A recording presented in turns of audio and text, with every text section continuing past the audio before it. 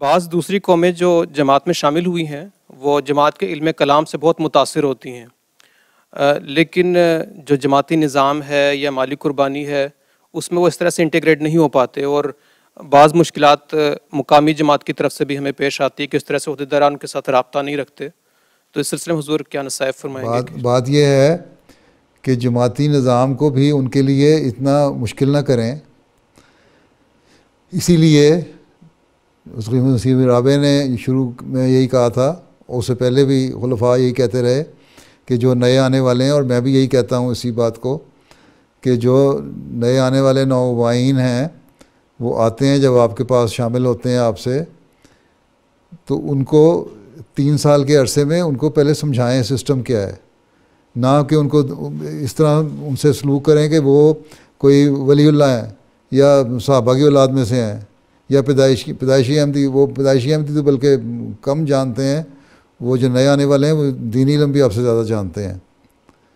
اکثر میں نے دیکھا ہے جو صحیح طرح سوچ سمجھ کے شامل ہوتا ہے نا جماعت میں، وہ نمازوں کی طرف بھی توجہ دینے والا زیادہ ہوتا ہے، وہ استغفار کرنے والا بھی ہوتا ہے، وہ تہجد پڑھنے والا بھی ہوتا ہے، اور حضرت مسیح علیہ السلام کی کتابوں کو سمجھنے کی کوشش بھی کرنے والا ہوتا ہے.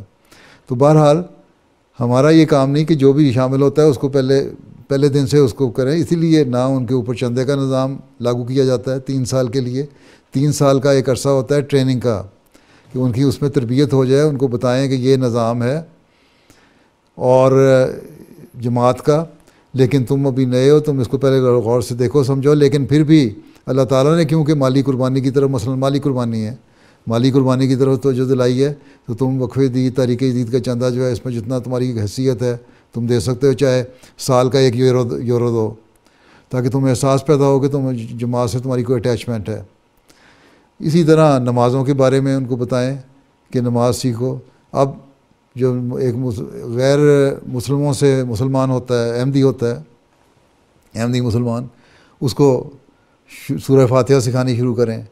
اس کو جب سورہ فاتحہ آ جائے، یاد ہو جائے، جب نماز اس نے پڑھنی ہے، نماز کے فرائض بتائیں نا، کہ دیکھو اللہ تعالیٰ نے نماز فرض کی ہے. پہلی چیز تو بنیادی چیز نماز ہے نا، ہیں جی. تو نماز جب فرض کی ہے تو اس میں اللہ تعالیٰ نے فرمایا کہ نے فرمایا کہ سورہ فاتحہ پڑھنی ضروری ہے. نماز کے جو بنیادی چیز ہے سورہ فاتحہ ہے، ٹھیک ہے. تو سورہ فاتحہ کے بغیر نماز نہیں ہوتی، اس لیے اس کو پہلے سورہ فاتحہ یاد کرائیں. پھر اس کو کہیں شاید تم ترجمہ یاد کرو، یا اس سے کہیں جیسے تم ترجمہ یاد کر لو، تمہیں پتہ ہو کہ جب امام سورہ فاتحہ پڑھ رہا ہے تو تم ساتھ ساتھ تمہیں دل میں تمہیں پتہ ہوتا رہے کہ امام کیا پڑھ رہا ہے، جو بالظاہر نمازیں ہیں اس میں، ٹھیک ہے. جی. پھر اس کو خود شوق پیدا ہو کہ سورہ فاتحہ یاد کر لے. یہاں کئی انگریز ہوئے ہیں، میں نے دیکھا ہے ان کو بڑا شوق سے انہوں نے یاد کیا، یا میرے سے جو بھی ملتے ہیں کوئی بھی کسی بھی ملک کے، ان کو جب میں کہتا ہوں تو یاد کرتے ہیں اور بڑے اچھی طرح اللہ کے فضل سے یاد کر لیتے ہیں اور سمجھتے بھی ہیں. تو پھر 3 سال کا عرصہ ان کو ٹریننگ دینے کا عرصہ ہے. جب وہ ٹریننگ ہو جائے گی ان کی 3 سال میں، تو پھر ان کو جماعت کے سسٹم میں انٹیگریٹ ہونا مشکل نہیں لگے گا. اگر آپ پہلے دن سے ان سے توقع رکھیں گے کہ وہ ولی اللہ بن جائیں تو وہ نہیں ہو سکتا. پھر آپ لوگوں کا قصور ہے.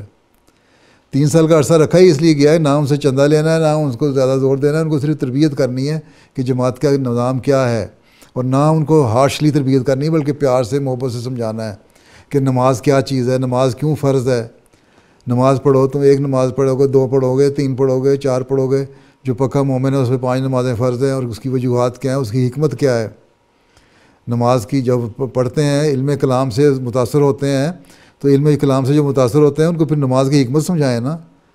اگر اس میں اتنی عقل ہے کہ اس کو علم کلام کی باتیں پتہ لگ گئیں، فلسفہ پتہ لگ گیا، گہرائی پتہ لگ گئی، تو پھر اس کو یہ کہنا کہ نماز نہیں پڑھو گے تو جہنم میں چلے جاؤ گے، یہ نہیں کہنا. اس کو یہ کہیں نماز کی حکمت کیا ہے، پیار سے. 5 نمازیں کیوں فرض کی گئی ہیں. جب اس کو حکمت سمجھ آ جائے گی تو آپ سے زیادہ نمازیں پڑھنے لگ جائے گا. میں نے تو یہی دیکھا تجربہ کر کے. اسی طرح چندے کی حکمت کیا ہے، اور اللہ تعالیٰ پہ ایمان کی حکمت کیا ہے. تو صرف علم کلام سے متاثر ہونا بات نہیں ہے، اس علم کلام کو ہی لے کے آگے اس کو حکمت سمجھائیں. جس علم کلام سے وہ متاثر ہوئے ہیں نا، اسی علم کلام کو ذریعہ بنائیں. سمجھ آئی؟ یہ تو کوئی علم کلام نہیں نا. علم کلام کہاں کسی بھی کوئی بھی جہاں بھی اگر علم کلام سے متاثر ہوتے ہیں, کوئی فلسفہ اسلامی اصول کی فلاسفی کی مثلاً ہے, لوگ متاثر ہو کے پڑھتے ہیں. اب اسلامی اصول کی فلاسفی سے ہی اللہ تعالیٰ کے وجود کا پتہ لگ جاتا ہے, اسلامی اصول کی فلاسفی سے ہی عبادت کی حقیقت پتہ لگ جاتی ہے, اسلامی اصول کی فلاسفی سے ہی قربانی کا معیار پتہ لگ جاتا ہے, اسلامی اصول کی فلاسفی سے ہی جنت دوزخ کا نظریہ پتہ لگ جاتا ہے. تو یہ جب ساری چیزیں آپ ان کے علم کلام سے ہی ان کو سمجھائیں گے تو ان کو سمجھ آ جائے گی. تو آپ تو اپنی بات کا ایک جو بات مجھے کر رہے ہیں اس کا ثبوت تو آپ کے مطلب ہے کہ اس کی دلیل تو آپ کے پاس خود موجود ہے, اسی دلیل کو استعمال کریں. سمجھ گئے؟ جی جی, ہاں جزاکم اللہ. ہاں.